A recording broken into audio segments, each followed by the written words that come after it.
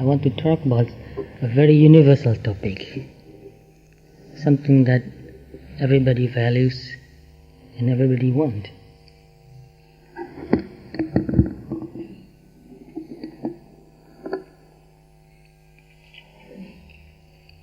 Maybe some of you have read in Pali and in translation also, Aroja Parama Labha. In Burma, some people say that as Arojam Paramam Labham, slightly different in grammar, but meaning the same thing.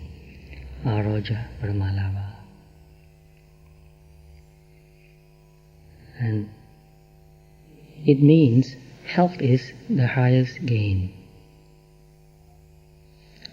Another way, health is the best wealth,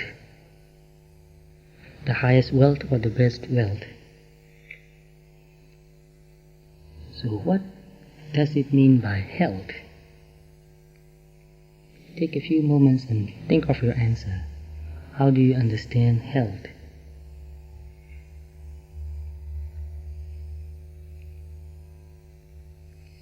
Health of the body, health of the mind, both.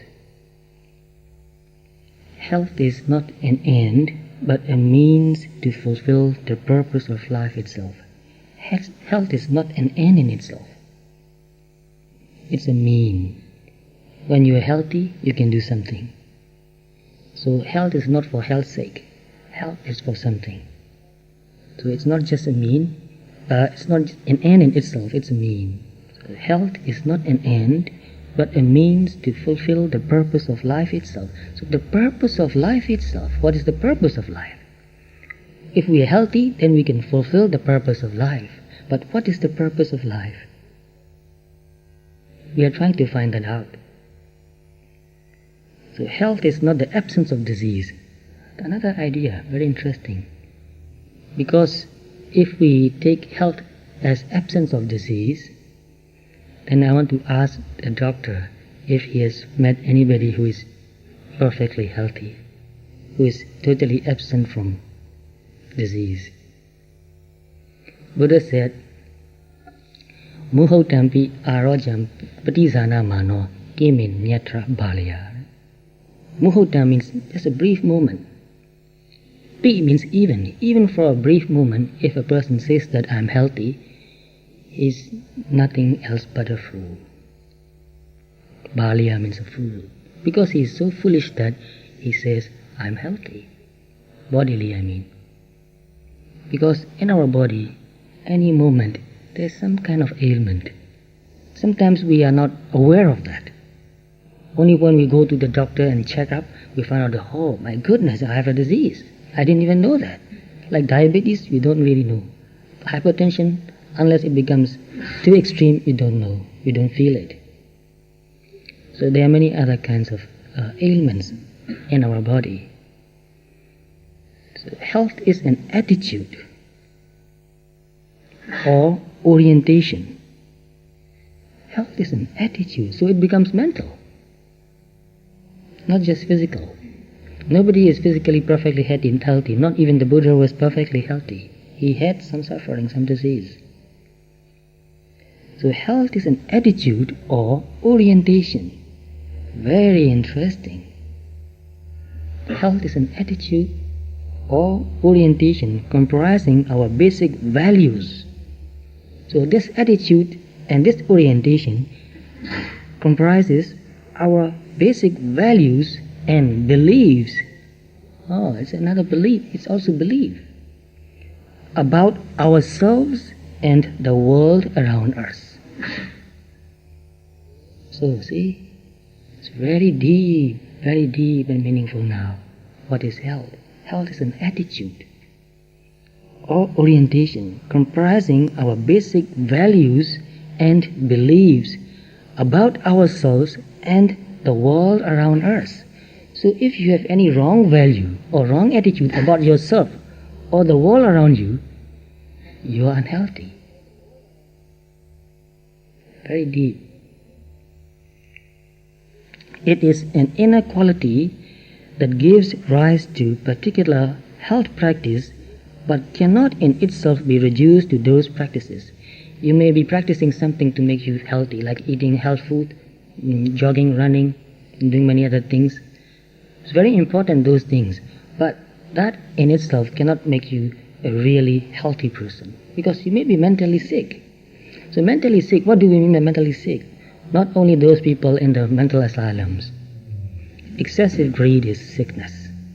Excessive anger, sickness. Excessive pride also is sickness. So for example, we are working for a living. If we think that, okay, I'm going to make something, I'm going to sell it, I'm going to make a drink, I'll just add beautiful color, put some saccharine in it, and some very sweet smelling additive also, make it look nice and beautiful, and I'll sell it. Just like Diet Coke. No nutrition. And I think that sort of mentality is sickness. We eat to nourish our body. Not only that, we eat also to nourish our mind. As you eat your food, nourish your body, and at the same time nourish your mind. How do you do that? So Buddha taught monks, and also I think lay people also should practice that if you really want to improve the quality of your life. Buddha said, reflecting wisely, I eat my food. How do you reflect wisely? You think very deeply, why do I eat? Very deeply. If you reflect wisely and eat your food, it makes you wiser. Just eating your food makes you wiser. And if you eat mindfully too, it makes your mind very calm and peaceful. When you are very angry, don't eat. Your food becomes poison. So it is very important to eat your food with a calm and peaceful mind, and to respect your food too. This is nourishing. This is medicine in a way. So to eat something or to drink something which does not nourish you is sickness. So these days, this Diet Coke mentality is a sickness. So it can spread to any other aspect of our life too. We are just deceiving ourselves. So it can become, it can spread to our relationship also. Just be nice on the surface. So you put beautiful color, beautiful words, but no real heart. No heart in your relationship. It's just like a Diet Coke relationship. And that is sickness. No real loving kindness, no real compassion, no deep understanding, no real appreciation, just playing the game nicely. It's like Diet Coke relationship. That is sickness. That is making the whole society sick. So there is no lifestyle, no matter how disciplined or hedonistic, that guarantees freedom from disease and disability or ensures longevity. Nothing really ensures longevity actually, because Buddha said, karma chitta utu ara.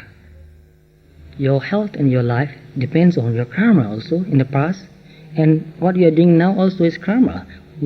Everything we do is karma, either wholesome or unwholesome. For ordinary people, there's no such thing as neutral karma. Only for arhats, they are neutral.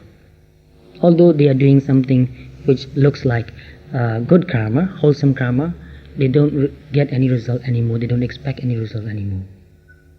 So for them it is neutral. But for us, everything we do is good or bad. Karma. So karma, chitta. Your mind also affects your body. Every thought, every mood affects your body. So we have to take care of that too. Our mind, keeping it calm and peaceful as much as possible by being mindful. And briefly, karma chitta utu, the weather condition, can make you healthy or unhealthy. And what about pollutions? Environment becoming so polluted. The whole environment is becoming unhealthy. So we can't say that I'm taking care of my health, but I don't care about pollution. We cannot do that. We have to care for the whole world if we want to be healthy. For the people and for the surrounding, for the land, for the lakes, for the river, for the air, even noise also is polluting. So health is very deep. It is related to many other factors in our life. And what about entertainment polluting? Mental pollution. Too much mental pollution these days. Too much entertainment. Some people do everything right and die young, while others break all the rules and get away with it. There are a lot of people like that. So we cannot see only one thing. We have to see the whole picture. So kama chitta udu ahara, food.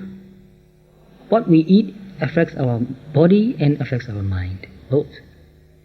So we have to be very careful. In one health book I read, you are what you eat. But most people don't pay enough attention to what they eat. They eat what tastes good, what looks good, and what feels good also. A lot of fat, a lot of sugar, cream, anything. So truly, to grasp the deepest meaning of health, it is necessary to broaden its definition beyond the physical. It's really necessary. Actually, it's very simple. You can understand that. It's very simple. Health doesn't only mean body. It also means our mind. It also means our surrounding, our society, the environment, everything. So we cannot just take care of our own body and say that I'm healthy. Optimal health requires an integration of physical, mental, spiritual, environmental well-being. So, physical, mental, spiritual, environmental. So some people don't care about spiritual. They think that if they have big degrees and have a big job and earning a lot of money and have a big house or a big car, and that's enough for them. They are healthy. But they neglect the spiritual part of themselves. Human beings are spiritual. If we neglect that, we become sick. So the society is sick, actually. You might have heard about what happened in Southern California, near San Diego. Very sad, very sad. That shows that society is sick. This is just a sign of a big disease, and not an isolated case. This is just a small eruption somewhere, showing that the whole society is sick. For example, if we work harder to nurture community projects, philanthropic efforts, and our extended families, we might find ourselves less frightened by the specters of illness, disability, and old age, less preoccupied with the individual survival, and our outlook on life would indeed be healthier. So we cannot expect to be healthy just living alone. We need each other in a group. So I've read some research work on animals, insects also. So especially, for example, termites. If you take a small number of termites, a few, and keep them in a separate place, they die very soon. You give them everything they need, all the food or any kind of moisture they can eat, but they die. Because without the community, they cannot survive. They need the termite community to survive. And I think in many ways, it's true for human beings too. In one way or another, if we don't care for the community, we become sick, and then we die.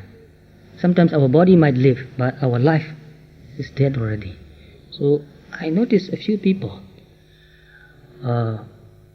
whose body is still living, but whose life is dead already. No meaning anymore, no growth anymore, no joy anymore, no fulfillment anymore. So without these things, we cannot say that we are healthy or we are living. We are just alive, not living. To be living means to be growing, to be fulfilling. So the main purpose of life is not just to live a long life, but to learn and grow. Then only we can say that we are living.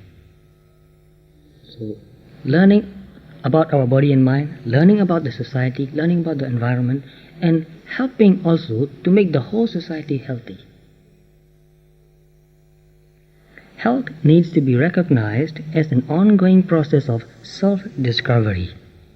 It is an ongoing process. We can't say that I'm healthy and that's it, finished. It is one ongoing process. We are always trying to maintain our health, or even improving our health, by understanding more and more deeply. So real wisdom makes a person very healthy. So in that regard, you can see that practicing mindfulness is a very good way to become healthy. You understand your body and mind. You become very sensitive to it. You understand greed, hatred, pride, envy, jealousy more and more deeply. And so, by understanding and being in touch with them, in a way you are in control.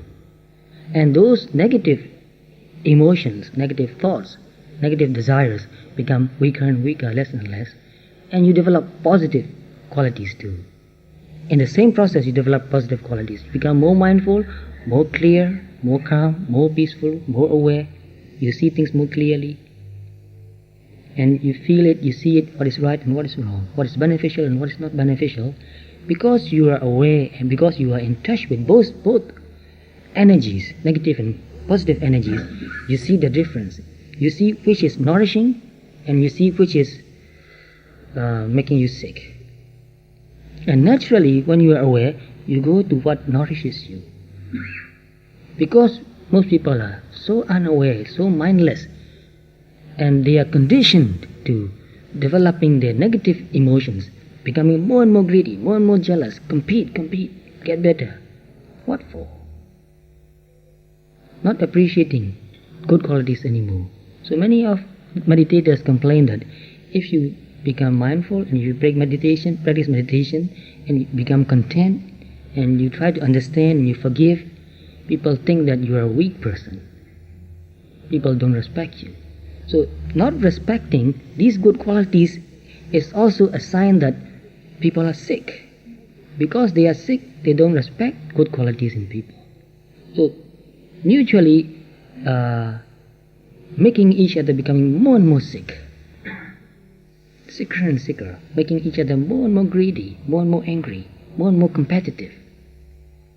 So nobody finds any peace anymore. Very difficult situation this is. If it gets worse, I don't know what will happen. It's a big danger. And it can get worse if we don't do anything about it. So each of us, no matter how small, we have to try to make ourselves healthier by being mindful, and also helping each other and appreciating also each other's good qualities. Very important to support each other. We need a support group. This is very, very important. Support group. We need a culture. Well, when I come to the West, I feel something very different. Because in some places in the world, especially, for example, in some places I live in Burma, people support spiritual practice. They really value that. Here also some people support that and practice that. I understand that. But a lot of people, they don't support that. So it's very difficult for children who grow up in this community to really understand and develop their spiritual aspect when they are younger. So when they are younger, they develop these negative qualities only. Greed, pride, envy, jealousy. And only when it goes to an extreme and it becomes very painful, then they start looking for something else. And some people, even though they look for something better, they couldn't find it because they don't have good teachers, good community. And what happened in Southern California it proves that people are looking for something better than money and sense pleasure, but they don't have a good guide. So they did something terrible, which is very sad actually. So health needs to be recognized as an ongoing process of self-discovery, mindfulness. You learn more and more about yourself. So that's where you begin. Learn more about yourself, your body and your mind. How they are related to each other. How everything affects your body and mind. You see something, it affects your mind and body. You hear something, it affects your mind and body. You eat something, it affects your mind and body. Every relationship with each other affects your mind and body. and you have to see whether it is healthy or not. Manifesting a positive influence on the world around us. So when a person is healthy, he manifests positive influence on the world around him. So you have to be very careful and watch how you are affecting other people in every way. Whatever you do, whatever you say, how does that affect the people around you, the surrounding? Even throwing trash is very unhealthy because you are polluting the surrounding, making it dirty and bad smelling. So everything you do affects your surrounding too. So if you have a positive influence to your surrounding, then that shows that you are healthy. If you have negative influence to your surrounding, then that means that you are very unhealthy. So it is a means to living a successful and satisfying life. So health is a means to live a successful and satisfying life. Very, very deep. If we can become really healthy, then we'll become really enlightened. To be enlightened means to be healthy, actually. Think very deeply, is that true? Buddha was a big medicine man. Yes, they said that even in the text. Buddha was a big medicine man, was a doctor, mental doctor also.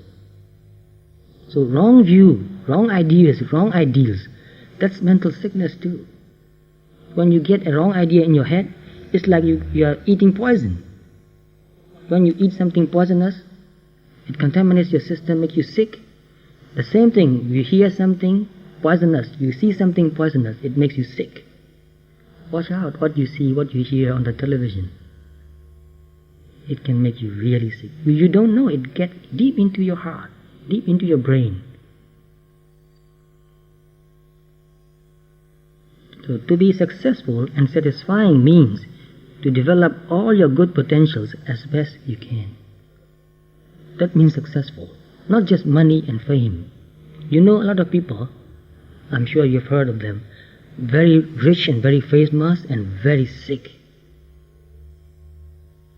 Can anybody give me an example of somebody like that? Very rich and very famous and very sick. I'm sure you know quite a few. One of the most striking findings of the study is that material abundance, the alleviation of narcissism with the onslaught of old age, and an exercise diet regimen simply are not enough to make people healthy and fulfilled. That is not enough. The key factor seems to be moving beyond purely materialistic and competitive concerns to the discovery of a deeper meaning of life. Why are we here? Why am I born here, this life? Why have I come to this life? What is my purpose? What do I want to fulfill? So people are misled since they were very young. Since they were 3-4 years old, they were encouraged to compete, be better than somebody else. And so they have gone to the wrong way, wrong path. Not to develop their good qualities, but to compete and to be better than somebody else. In what way? So that's why people forget about what they really want to do, what they really need to do. If you can really calm down and relax and meditate, and when you come to a point where you stop thinking and get really deeply tuned into your heart, you'll find what you really want to do.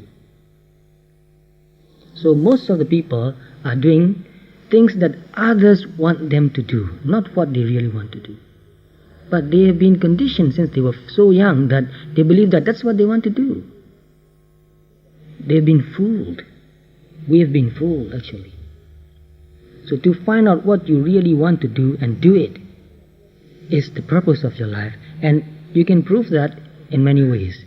When you are doing what your real deep nature yearns to do, just by doing it you feel very satisfied and happy with your life. No matter how hard you work, you are still very happy. And you don't lose interest. No matter how old you become, you will never give up. So I want to ask you one question. What is the thing that you want to do until you die? Not just for a few months, not just for a few years, not until you are 60 years old. What is it that you want to do until you die, until the last moment? And if you can take it seriously and understand it and accept it, if you don't finish that work, what is it that you want to do even in the next life? So many meditators, they told me that they have found what they want to do and they will do it until they die, and if they cannot finish it, they will do it next life and next life, no matter how long it takes. So you see how their goal becomes so strong that they will do it no matter how long it takes to do it, to finish it. So you have a very clear purpose in your life. Most people have no purpose. It's just going here and there, getting nowhere, going round and round, lost. But if you really get deep inside and find out that this is what I want to do, you will really do it even in your next life. You'll think of it. If I die, next life I'll be reborn, I will do it again. If you do it again and again many lives, you develop stronger and stronger ability, qualities. That's the way we develop paramis. So parami is a very beautiful and very strong truth idea, reality. We are here to develop our paramis, not just to make money and enjoy, although that's part of our life, but not the main goal, not the goal of our life. This is just like foundation. You build a foundation, but if you stop there, what's the purpose of a foundation? So learning a trade, getting an education, working, making money, important, because nobody will feed you for life. You have to support yourself, but that's not the main purpose of our life. There must be something more than that.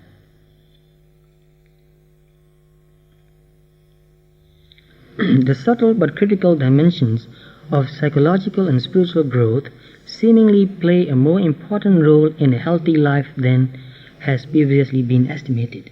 So before that, people think that if they have money and all the material needs they have, they'll be happy and healthy. But now the doctors are making a lot of research work and found out that those who have spiritual growth, psychological growth, are healthy. Growth means it's always growing and growing and growing. So psychologically growing, spiritually growing. Most people emphasize more on intellectual knowledge only. More and more knowledge, more and more knowledge. Now they have internet. I believe people will go crazy with this internet. More knowledge. What for more knowledge? Too much. You cannot handle it anymore. Your system is overloaded now already. Why do you need so much knowledge? You don't really develop your emotional, spiritual, psychological aspect. So a lot of research work I've been reading, psychological, medical, many other research work, I found out that these days people are emotionally not mature, which means they are not in touch with their emotions. They cannot control their emotions. Emotions become too strong and they just follow the emotion and do whatever the emotion demands them to do, and mostly very terrible things they do. So emotionally not mature. So to be in touch with your emotion, to understand negative and positive emotion very deeply, and then control it to a certain extent, negative emotions, and develop your positive emotions. So loving kindness is kind of emotion too. Compassion also. So anyway, being in touch with our emotion is very important.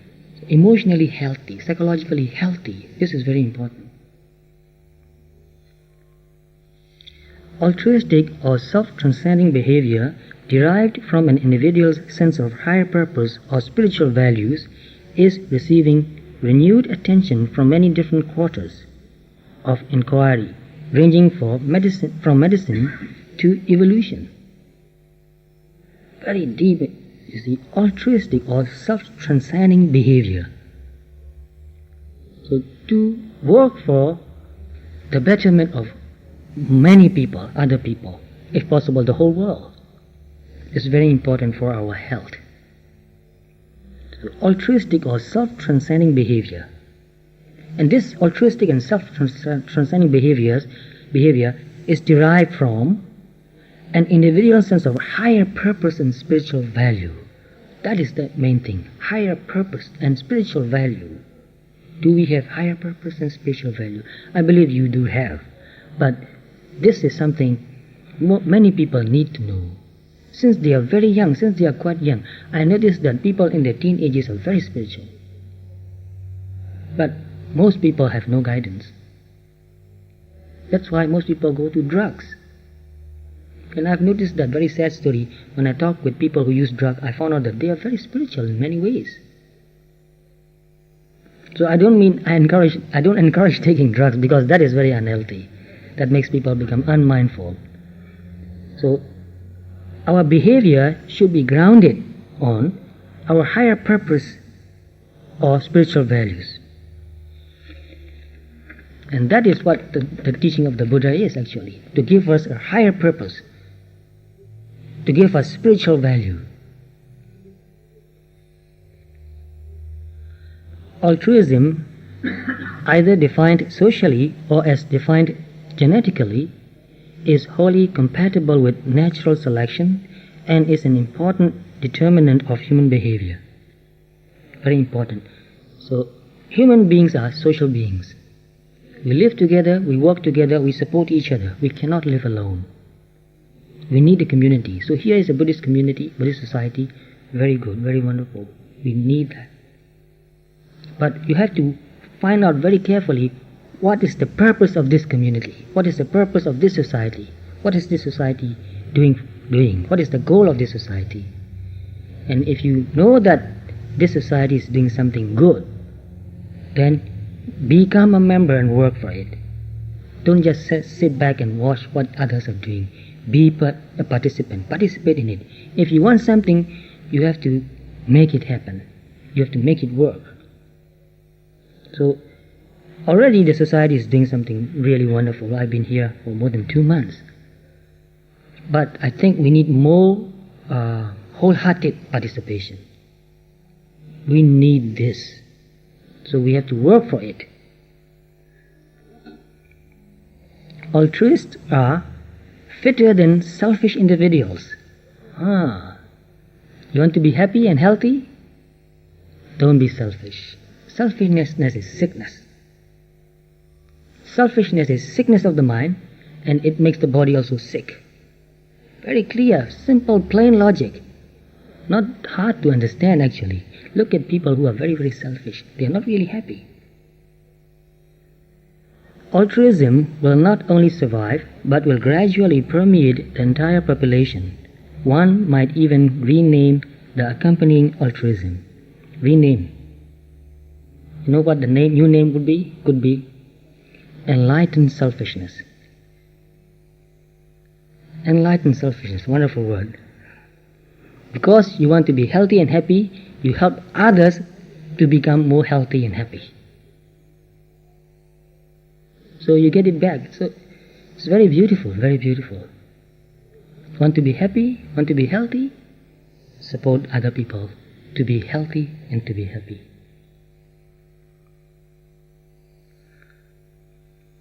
Men who did not engage in volunteer work were 2.5 times more likely to die from various causes than their peers who did volunteer work. See, 2.5 times more likely to die soon. Those who are doing volunteer work, they live longer. I know a lot of people like that too. And you know some famous people who are doing a lot of volunteer work, like one person, Mother Teresa. She's still around. So this is very important. Providing helpful services to others provides a strong antidote to stress and depression. Helping others relieves you from stress and depression. So a lot of people are very stressful, under tremendous stress, and many people are depressed. I hear so much about depression. Why are people so depressed? Because they are sitting alone and thinking of themselves only. How can I be happy? How can I be happy? Why aren't people making me happy? They're thinking that all the time. They don't think that how can I help other people? How can I help other people happy? If we think more about how to help other people happy, or happier, then in the same process we become happier. So stress is not just working long hours. No. A lot of people work for 14 hours, 16 hours a day, but not much stress. If you hate what you do, and if you are selfish in doing what you are doing, just expecting money and nothing else, then it makes you feel very stressful. Stress is mental attitude also.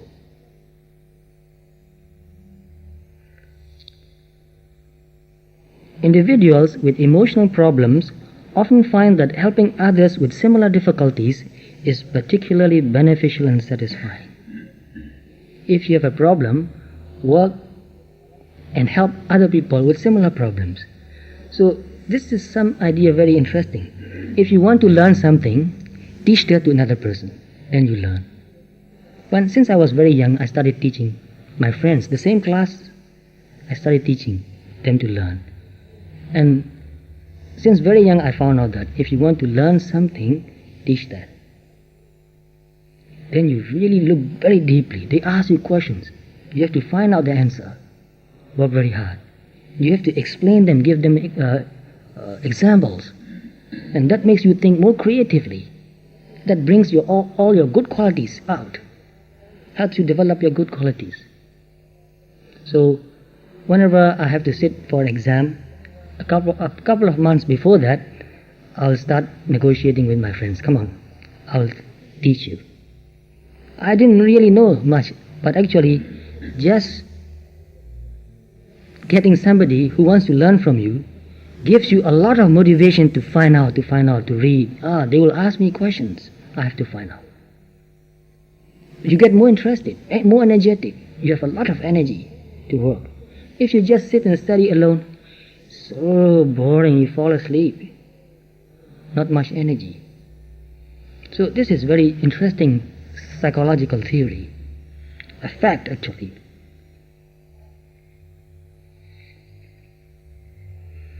Self-actualizing people, however, successful in whatever field, are far from perfect by their own standards. So self-actualize means to develop your potentials. So those people who have developed a lot of their potentials, they are not satisfied with from their own standard. They don't feel satisfied. Far from perfect by their own standards, and they too have many of the same qualities and experiences that you and I do. So a lot of people who become a very developed person, spiritually developed person, who are able to help a lot of other people, are not exceptionally intelligent. No, they're not exceptionally intelligent.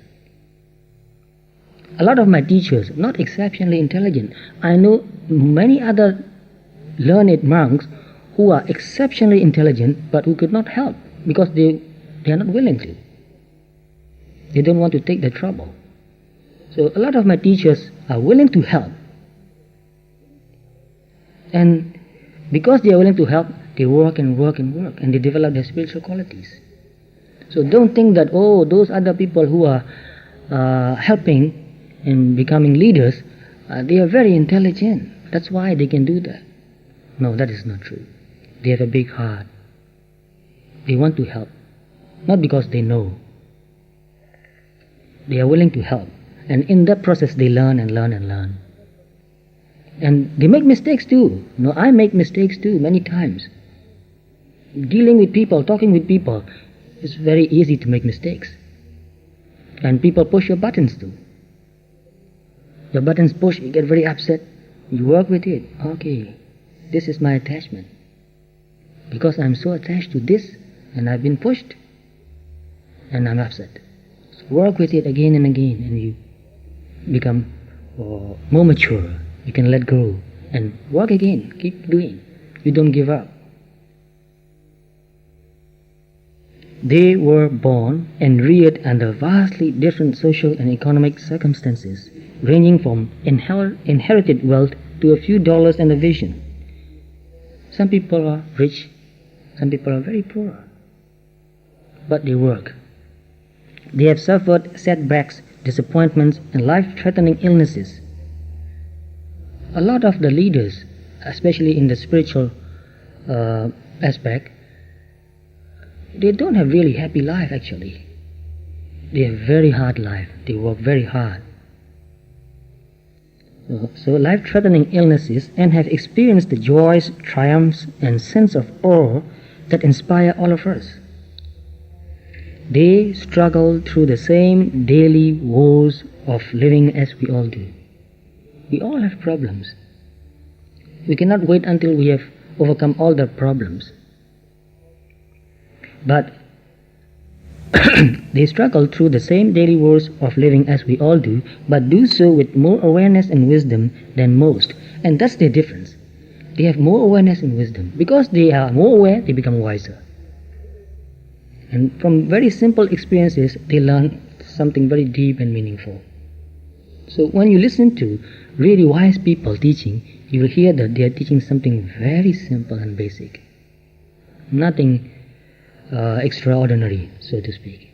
Just loving kindness, mindfulness, understanding, compassion, forgiveness, simple life. Nothing extraordinary if you listen to it. They are remarkable not because of a special genetic endowment, but by virtue of living life to its full expression. That's why they are remarkable. Try your best. You have tremendous, beautiful spiritual qualities. Just try your best. Despite adversity, they listened to their inner voices and developed the skills to turn their visions into realities.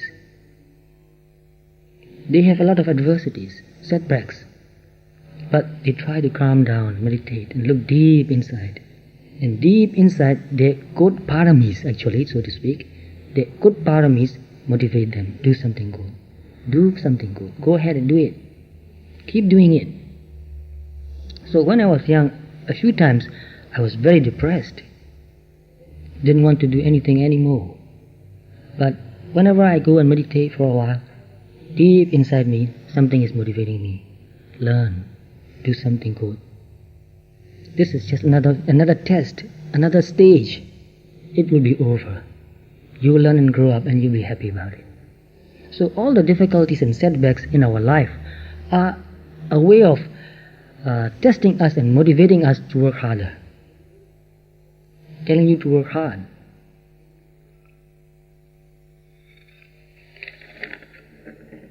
So broken bones do heal strongest. This is a saying most people hear about. Broken bones do heal strongest. So when you have a hard life, if you are going through a hard time in your life, remind yourself that. And I have another quotation which I have read from a book which gave me a lot of courage to keep going. That is, that which does not kill me makes me stronger. Just ask yourself, I'm not going to die from it. I'll keep going, and that will make me stronger. Illness, limitations, suffering, and isolation, all the initial and transient aspects of trauma, may awaken us to a deeper meaning that has previously buried within. All these illness, some people, they have cancer, and they went through very painful emotional periods. And some recover from cancer, very strange, some people. Spontaneous remission happens. Some had surgeries. But anyway, they recovered and they became very spiritual. I know one man whose name is, I think he's still living. I met him in America. His name is Don Lumley. He suffered from acute leukemia. And doctors said that he will not live long. He was very depressed and he said, I don't mind dying, but I don't want to be depressed. You have a cancer. How can you be not depressed? So one friend said, well, why don't you meditate? He didn't hear anything about meditation at that time. So his friend said, why don't you try meditation? He said, how do you meditate? And his friend said, I don't know either, but I've tried a few times and I did some retreat.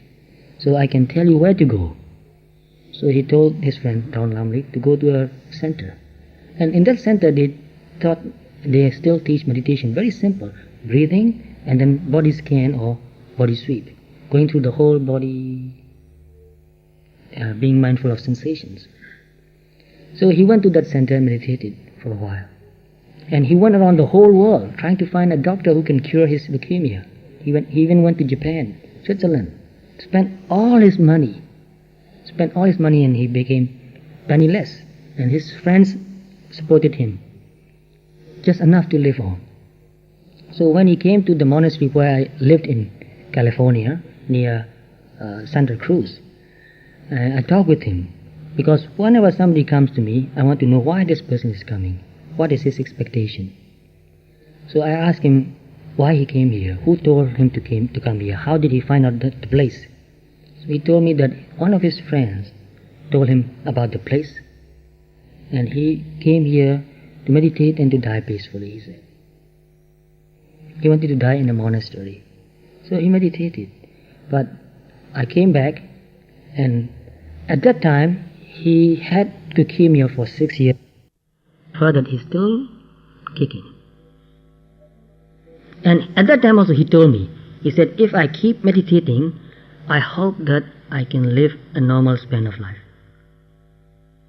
Like 65, 70, 75, he said. So even though, and this person also told me, he was an engineer making roads. He said, before I got sick, I never thought of meditation or spirituality. Just money, make money, and enjoy. And he said, I feel very thankful to my sickness now. And another lady I met who had both of her breasts removed from cancer. And she came wearing a t-shirt. Very plain, you can see that. And she said, because of my disease, I found the meaning of my life. And I'm very happy about that. So these people, because of this trauma, they found the meaning of their life. So everything you go through in your life, painful experiences, has a meaning. Find that meaning. Don't say, why me? Why should I suffer? Just ask, what is the meaning of this experience? What can I learn from this experience and grow up? Someday we will die, no matter how healthy we are now.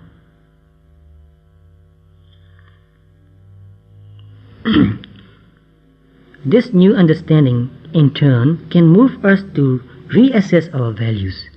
So this is very important, to reassess our values. Our values will change. It will always change. It will always, if we are mindful, it will change for better and better, deeper and deeper meaning, better values. So we cannot live with the same values that we lived when we were in our teenage, when we are in our 20s, when we are in our 30s. Our values must change. To sort out what matters and what does not. To consider the meaning not just for the trauma, but of life itself. What is the meaning of life itself? In such experiences can be found the roots of empathy and compassion. Some people become very compassionate after they have suffered a lot. They become very compassionate. They know what it means to suffer. Some people who went through depression, they know what it means to be depressed. Very terrifying, very terrifying.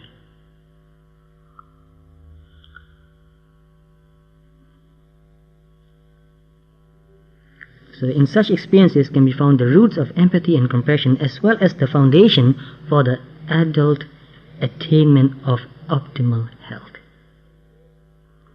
Control is the conviction that we as individuals can affect the course and destiny of our lives.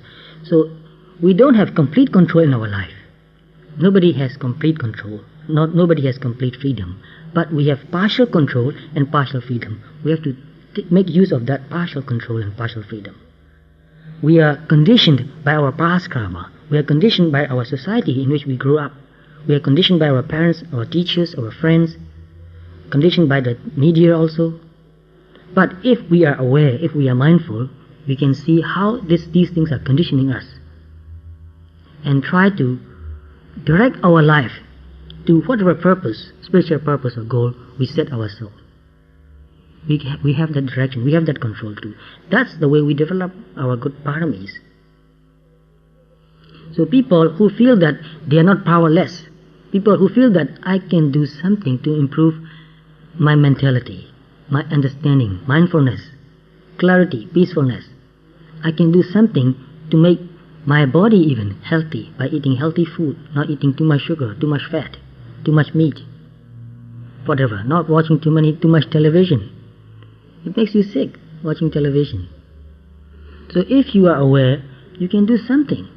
If you are not aware, then others will influence your life, take over your life. So it is a healthy belief that one can effectively manage challenging situations. I can manage it, I can cope it, I can learn from it, I can overcome it. That is very important, to really understand and believe it and do it also. I can improve the situation now, even now. Just by changing my understanding, I can improve it. Just by changing my attitude, just by looking at it from another angle, I can improve myself.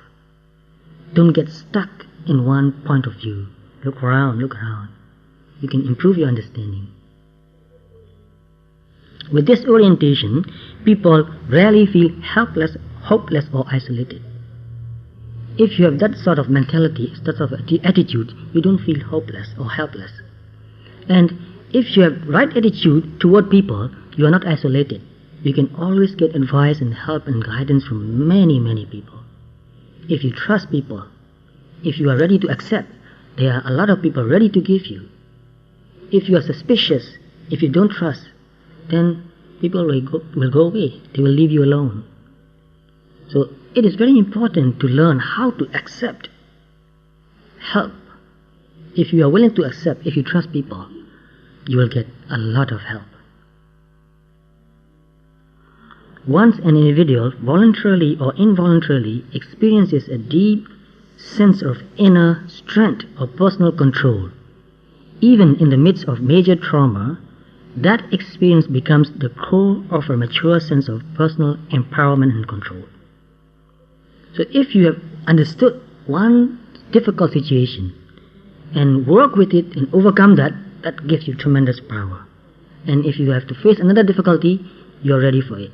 So a lot of my students, some quite young in their late 20s, they say that before I've really faced difficult situations, before I understood difficult situations and worked with it and overcome it, I was scared of difficulty. But after facing a few difficulties with the help of some good friends and good teachers, encouraging, go on, keep doing. After overcoming a few difficulties, now they say that I want to face difficulty. Because I know that then only I learn and grow. Without facing difficulties, I cannot learn, I cannot grow. I cannot develop my courage, my strength. So to develop your courage and strength, you need to face difficulty. You need to deliberately go and face difficulty, which is working in a community. Go and work, it's hard work. You'll be tested in many ways, but don't give up. Work. As individual who has control is certain he or she can exert a powerful influence upon the course and destiny of his or her own life and the circumstances that surround it. So if you have that sort of control, you have the sense of power. So you see, an individual who has control is certain. So you are, in a certain way, although limited, you have some control. You can make your life work. Recent research shows that this factor of control, empowerment, or self-efficacy may be the ultimate determinant in human health and even aging. Sense of control is very important. So we teach about anatta, or no self. But that doesn't mean that you cannot do anything. If you prepare the suitable condition, you will get the suitable result. So anatta doesn't mean that hopeless, don't do anything. Anatta means if you want something to happen, get the required condition. If you want to grow orange, get orange seed or get an orange twig, put it in the soil and water it, give some fertilizer, weed it, and give it a lot of sunshine. Look after it, it will grow up and it will bear fruit. But if you sit and say that, I want an orange, nothing will happen. So that is anatta. Anatta means if you want something, you cannot just wish for it, you have to work for it. So to deeply understand anatta is very important. It doesn't mean that you are hopeless.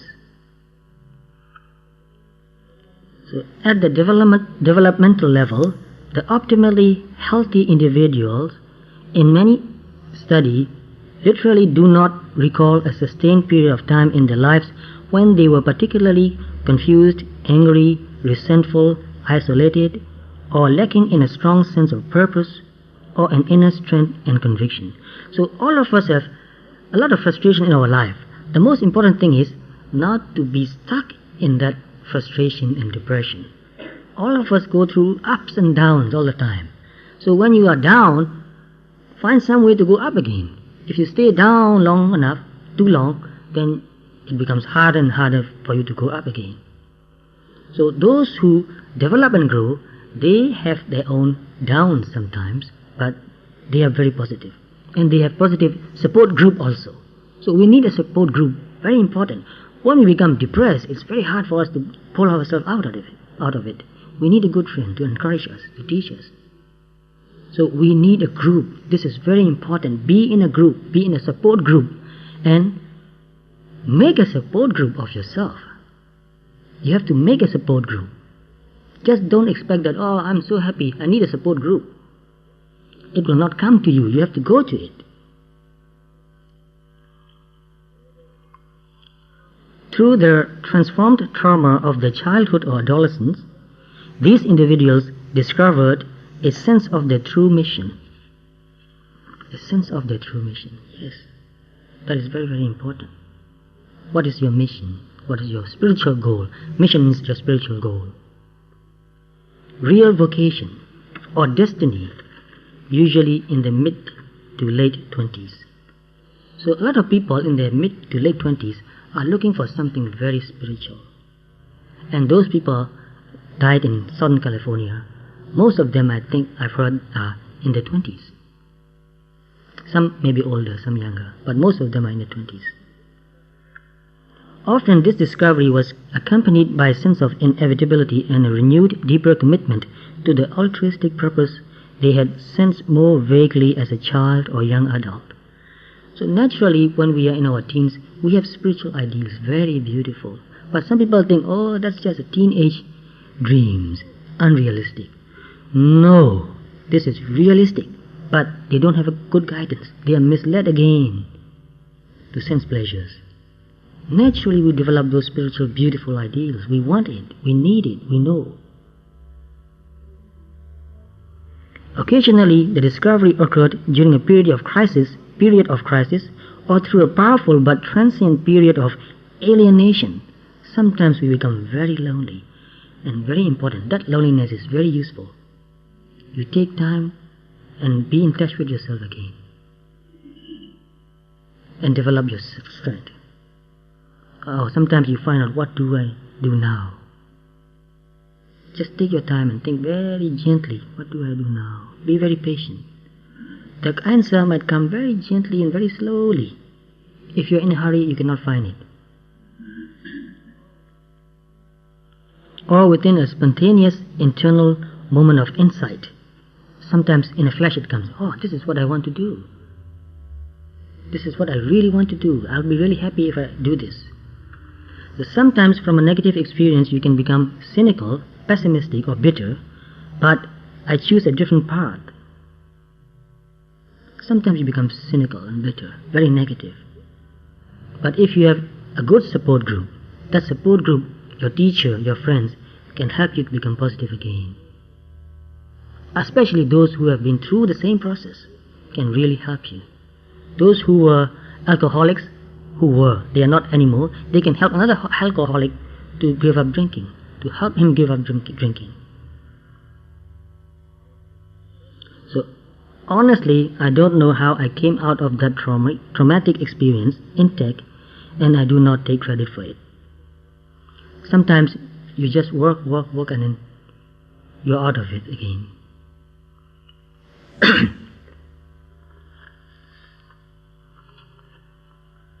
So briefly, things that will help you become healthy body and mind, there are a few things we need to do. Do things that bring you a sense of fulfillment, joy and purpose that validate your worth. See your life as your own creation and strive to make it a positive one. Pay close and loving attention to yourself, nourishing, supporting and encouraging yourself. Release all negative emotions, resentment, envy, fear, sadness, anger. They may come, they will come, but watch them very closely, understand them, then overcome. Hold positive images and goals in your mind. Very important. Someday I will be wiser, more peaceful and more happy. Someday I'll be able to do it. If not now, try. Someday you'll be able to do it. Love yourself. Metta for yourself is very important. Create loving, honest relationships, allowing for the expression and fulfillment of needs for intimacy and security. Intimacy and security, very important. To understand each other, to support each other, to forgive each other. Try to heal any wounds in the past relationships, as with mother, father, friends, children, spouse, with anybody. Try to heal that. Make a positive contribution to your community through some form of work or service that you value and enjoy. Make a commitment to health and well-being, and develop a belief in the possibility of total health, mental and physical, and environment also. Accept yourself and everything in your life as an opportunity for growth and learning. This is the most important point.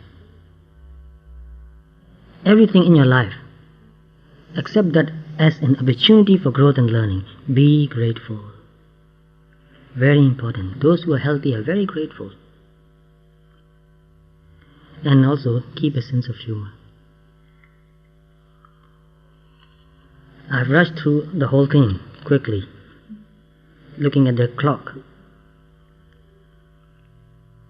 So think very deeply. It's about you, your health, mental and physical, and the health of the whole world. So I've come to the conclusion now. We'll pay respect to the Buddha, Dhamma and Sangha.